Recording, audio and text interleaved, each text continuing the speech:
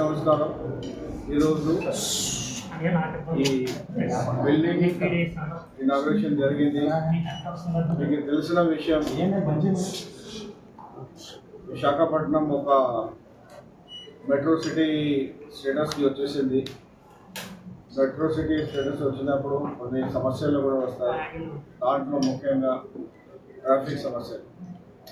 ఈ ట్రాఫిక్ సమస్యలు వచ్చినప్పుడు మేము పోలీస్ డిపార్ట్మెంట్ సైడ్ నుంచి దానికి ఏమో తగినట్టుగా చర్యలు తీసుకుంటున్నాము.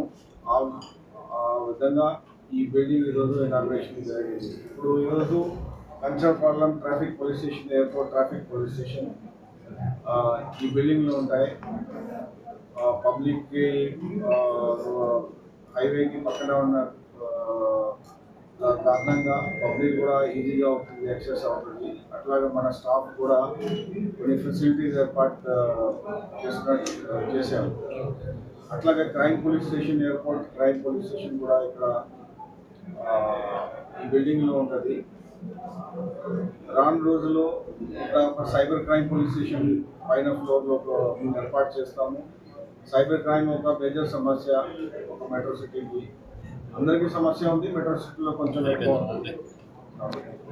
సో సిపి గారు, ముఖ్యంగా సిపి గారు, విశాఖపట్నం సిటీ పోలీస్ వాళ్ళు అందరూ కలిసి కృషి చేసి ఈ బిల్డింగ్కి ఏర్పాటు చేశారు.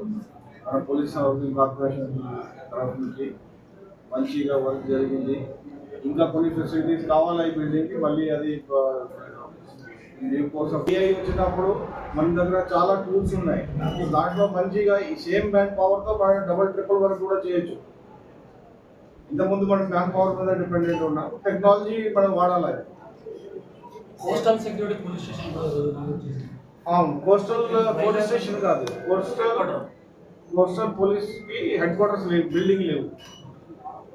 హెడ్ క్వార్టర్ విశాఖపట్నంలో ఇంతకుముందు నుంచి ఉంది. సో టెంపరీ బిఎంఆర్ఐడి బిల్డింగ్ నుంచి పనిచేస్తుంది చిన్న స్పేస్. సో ఒక కోస్టల్ పోలీస్ అంటే ఇప్పుడు మీరు చూస్తున్నట్టుగా ఉంటే మనకి ఆంధ్రప్రదేశ్కి ఒక దాదాపు 1000 కిలోమీటర్స్ కోస్ట్ లైన్ ఉంది, largest in the country. So ఈ కోస్టల్ పోలీస్కి ఒక 21 కోస్టల్ పోలీస్ స్టేషన్స్ ఉన్నాయి. సెక్యూరిటీ విధంగా చూస్తే దానికి మరి దానికి కూడా మేము టెక్నాలజీ ఏర్పాటు చేస్తాము. డ్రోన్స్ కానీ, ఫాస్ట్ బోట్స్ కానీ, తర్వాత మ్యాన్ పవర్ ట్రైనింగ్. మనకి చాలా మందికి మ్యాన్ పవర్ అంటే కోస్టల్ అంటే మామూలు పోలీస్ కాదు, మామూలు ఎవరు చేయలేరు. సో సీలో పోవాలంటే దానికి ఒక మంచి ట్రైనింగ్ ఉండాలా, దానికి ఒక మైండ్ సెట్ ఉండాలా, వాళ్ళకి ఒక స్కిల్ ఉండాలా. సో దానికి ట్రైనింగ్ ప్లస్ టెక్నాలజీ